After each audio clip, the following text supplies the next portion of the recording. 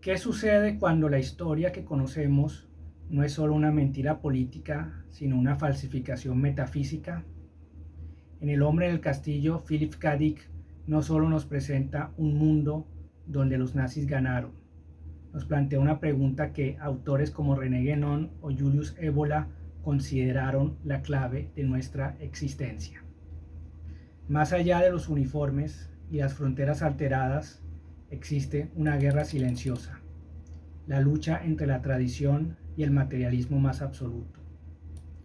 Es el mundo de Dick la culminación de lo que Guénon llamó el reino de la cantidad. Hoy en Lecturas Interesantes dejamos de lado la trama superficial para cabalgar el tigre. Vamos a descubrir por qué Dick, Guénon y Evola coinciden en un punto aterrador, que vivimos en una realidad que ha perdido su centro primordial. Bienvenidos a este análisis para iniciados. Soy Marco Antonio Fonseca y hoy vamos a desentrañar el secreto que se oculta detrás del oráculo. Para entender el mundo de El hombre en el castillo, debemos recurrir a la obra fundamental de René Guénon, La crisis del mundo moderno. Guénon nos advierte que nuestra época es el final de un ciclo, el Kali Yuga, caracterizado por el reino de la cantidad. Es un momento donde la calidad espiritual ha sido aplastada por la masa, la técnica y el materialismo más puro. En la Ucronía de Dick vemos esta profecía cumplida de forma aterradora.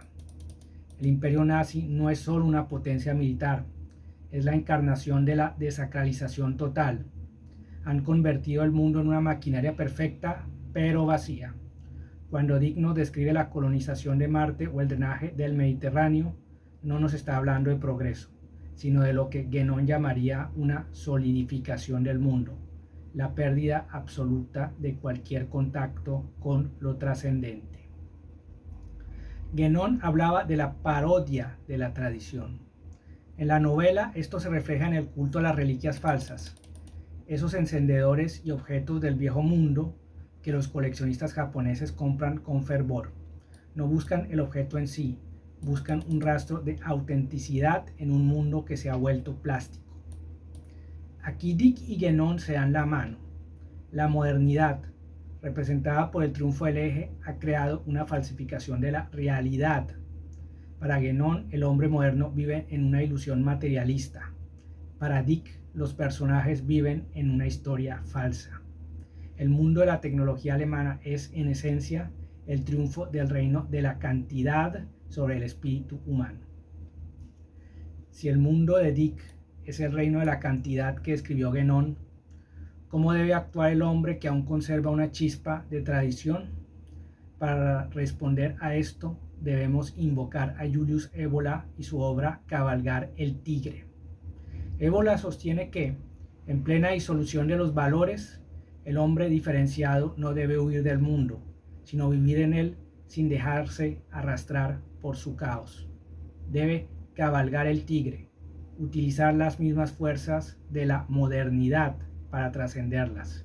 En la novela nadie encarna mejor este principio que el señor Nobusuke Tagomi.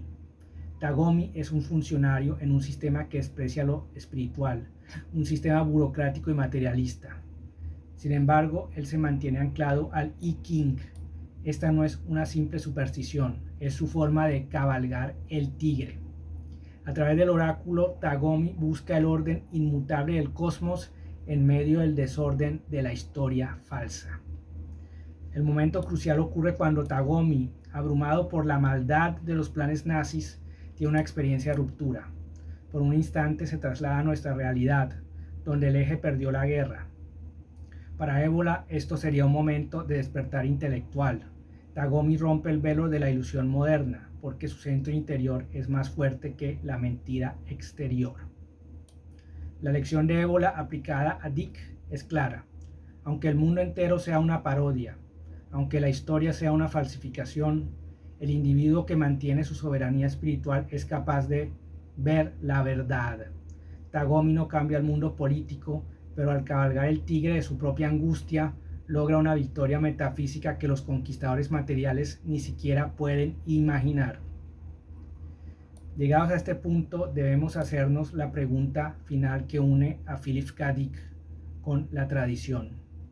Y si el mundo de El hombre en el castillo no es una excepción, sino un espejo de nuestra propia realidad.